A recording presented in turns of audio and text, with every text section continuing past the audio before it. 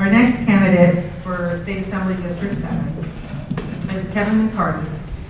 And Kevin believes he's improving the lives of Californians every day. He's a member of the Sacramento City Council.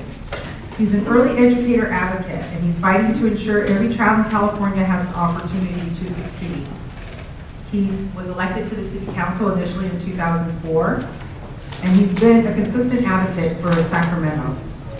He's been a champion for neighborhoods. He led efforts to steer over $200 million to invest in new local libraries, parks, and community centers. In 2012, he led the city effort on Measure U, a temporary sales tax to increase to restore public safety, library, parks, and recreational services. Please help me in welcoming Kevin McCarty.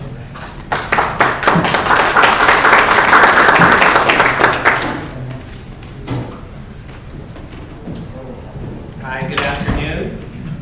I have no idea the format. Will we talk up here for an hour? No. 5 minutes. An hour. No problem. Just kidding. Good afternoon.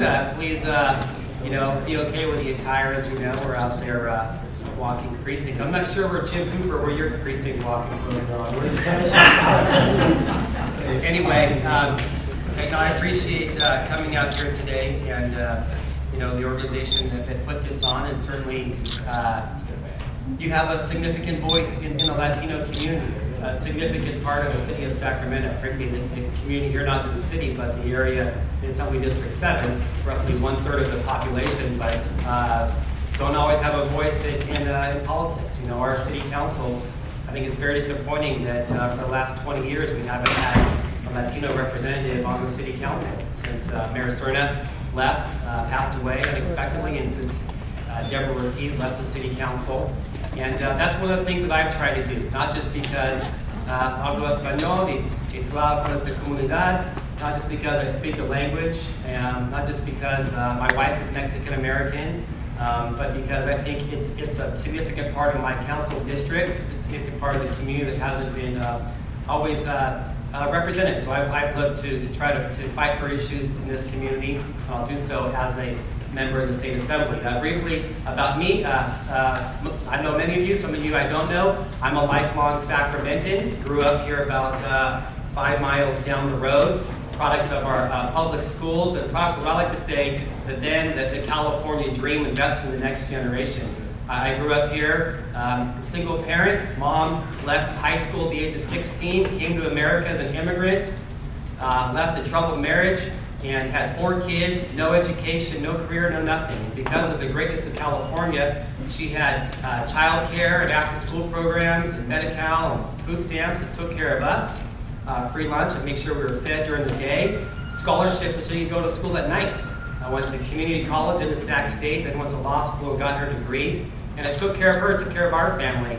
And I think it's morally important to invest in the next generation, but I think it's economically important as well. Well, I like to tell people many times, is every fall you get a letter from the Social Security Administration. And those little things in green ink, it says, if you retire this day, you'll get this amount of money. But no one ever reads on the back, little asterisk, it says it's conditional, the next generation paying into the fund. What does that mean? We're all in this together, which is why I'm so committed to investing and fighting for education. I've spent the last 20 years as an education policy advisor at the legislature as a budget analyst, working for our Lieutenant Governor Cruz Bustamante as his policy director, the last 10 years for a statewide preschool organization. It's my top issue I want to focus on. It's the issue for, frankly, communities of color like the Latino community. It's a civil rights issue of this generation, equal access to education. It's a shame, the last 5 years, California has increased our prison budget by $2 billion. $2 billion. Same time, cut higher education, squeezing the middle class, we're able to go to universities like this one, cut preschool funding, childcare funding by $2 billion. We should turn that around. It's a disgrace. And talk about economic development, the jobs of the 21st century dictate high skill, high educated workforce. We need to be putting more money in our education system. As far as, I know running out of I see the clock ticking here. As far as my campaign, I'm certainly proud of the support I have to date. We've had fabulous representation here for 40 years, and I'm proud that people have held this seat, know all the candidates, and everyone have endorsed my candidacy. Phil Eisenberg, Deborah Ortiz, Dave Jones, Darrell Steinberg, all endorsed my candidacy.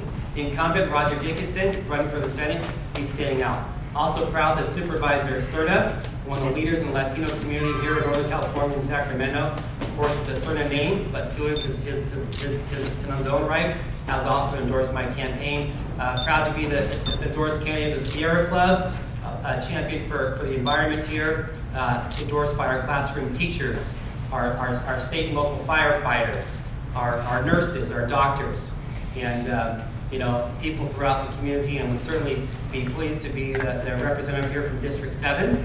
And time's up, and I look forward to your few questions. Thank you. I thought it just didn't pencil out. The city's going to invest $22 million a year. We're going to get, if we're lucky, $2.7 million back.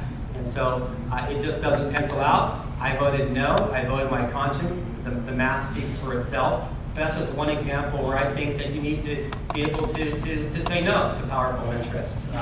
I also, but more so, I support major reform of our political system. I think it's bad news in politics over the Capitol when you can have a fundraiser in the morning legally and take checks, $1,000, $5,000, $10,000 at a time for a ballot measure committee, talk about politics at lunchtime, go over at 2 p.m., 2 hours later, and vote on bills impacting that industry. I think that we should have wholesale changes to eliminate that. I support what the Pro Tem Steinberg is talking about that. But we need to focus on getting money out of politics.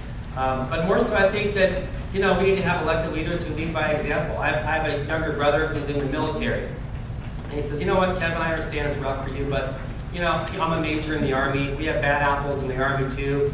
I said, "I understand, Chris, but elected officials, they're on the front lines. They lead by example as far as being out there in public discourse." And so, I think it is very, very troubling. And we need to not just say that there are a few bad apples, but work to change the system.